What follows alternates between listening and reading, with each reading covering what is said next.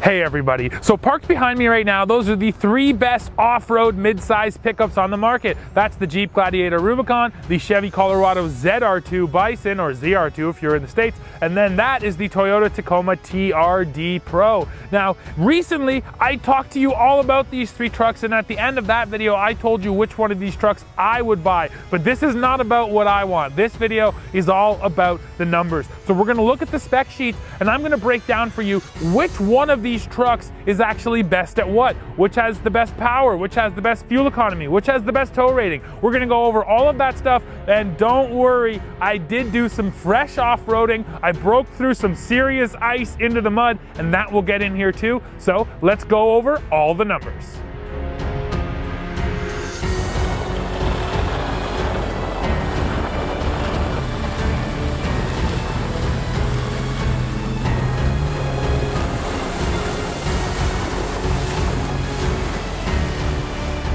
All right, let's start off by talking power, and we'll go least to most. So that means we have to start at the Tacoma. So the Tacoma uses a 3.5 liter V6 that makes 278 horsepower and 265 pound-feet of torque. Now, that is actually not the lowest torque number of the group, but it is the lowest horsepower number.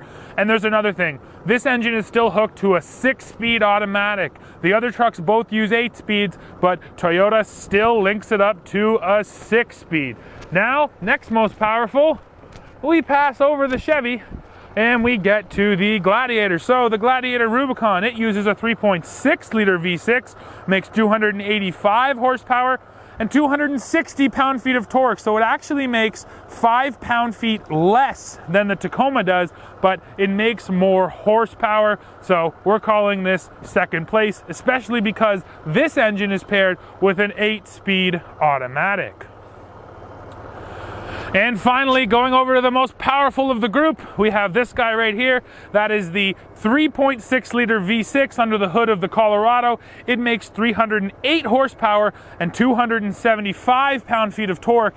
And our truck is actually fit with a cold air intake and a Chevy Performance exhaust, and that means you're gonna get a couple extra horsepower, although Chevy does not announce or rate those numbers. Now, like I said, this thing is also hooked to an 8-speed automatic, so it's nice to have 8 ratios. If you're looking for the most powerful truck of this crew, you gotta get the Chevy. Bash, bash, bash.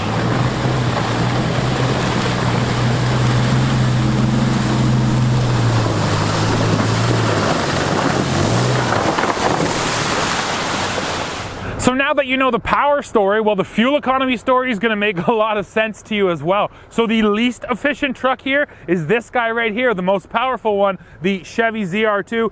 It gets 16 miles per gallon in the city, 18 on the highway for a combined 17 mpg. Then, next most efficient, we're going over here to the Gladiator Rubicon. So this thing is just a little better than the Chevy. It gets 17 in the city, 22 on the highway for a combined 19 miles per gallon.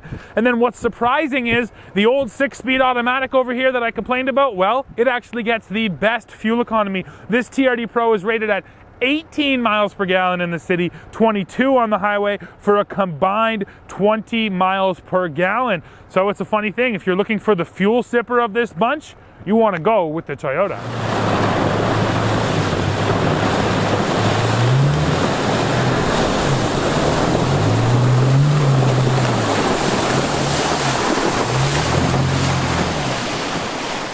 Now we're back here at the business end of these trucks, so let's talk about towing and payload. First up, towing. So the truck with the lowest tow rating, that's once again the Chevy Colorado ZR2. So it's got the most power, but it can tow the least. And I believe that is mostly due to the suspension setup. So this truck gets a 5,000 pound tow rating. Now, moving up, we get over here to the Toyota. This TRD Pro is good for 6,400 pounds, which really isn't a lot lower than other Tacomas, whereas this Colorado, it actually does make a big difference. The regular Colorado can be up to over 7,000 pounds. This truck can only do 5,000.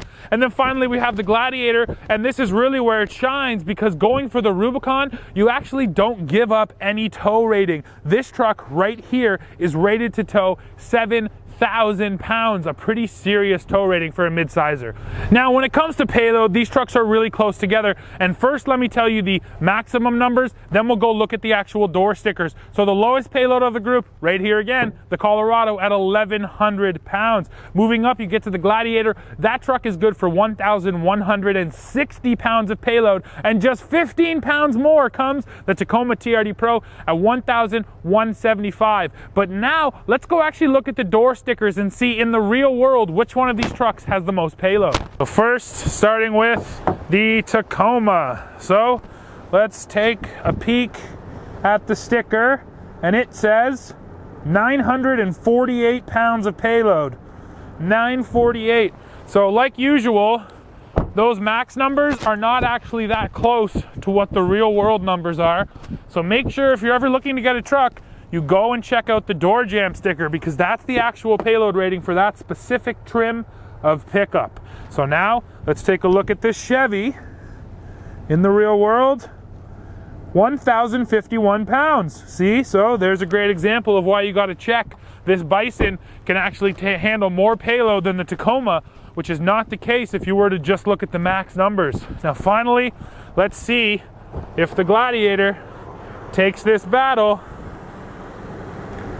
It comes in with 1,100, focus baby, focus, and 20 pounds, 1,120. So in the real world, between these three trucks, this Gladiator actually comes out on top with the most payload.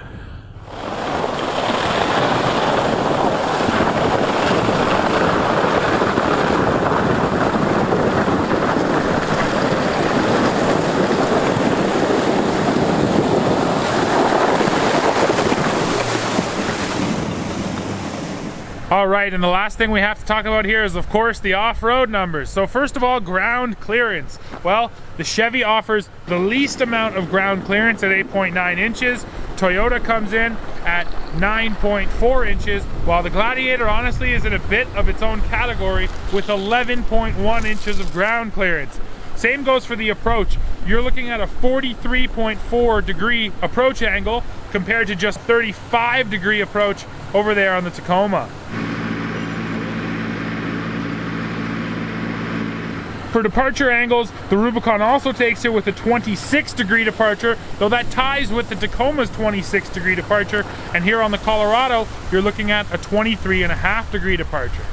Now talking about the low range ratio, well yes, the Gladiator wins in that category too, with the 4-to-1 low range. Here in the Chevy, you're getting a 272-to-1 low range, and in the Toyota, you're looking at a 257-to-1 low range.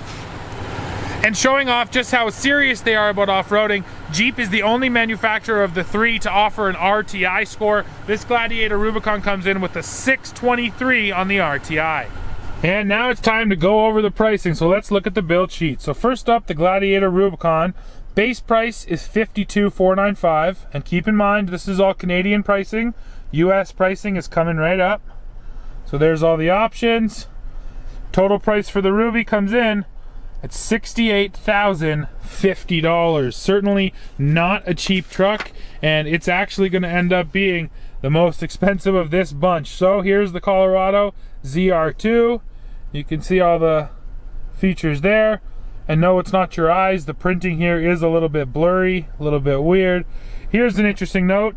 The Bison package in Canada, $7,475, and that brings our total up to $60,295. So you're talking about an $8,000 difference between the Chevy and the Jeep. And then finally we have the TRD Pro. So you can see all the features there.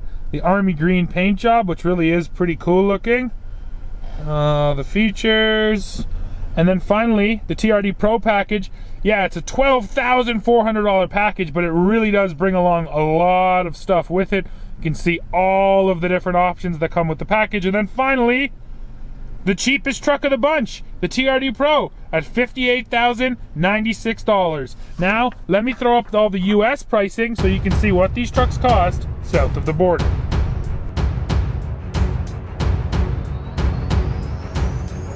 So now now you guys know each one of these trucks really does have a unique set of attributes, and depending on what you want to do with your truck, there is definitely one among this group that is better than the others. But I can say one general statement about all of them, and that is just this.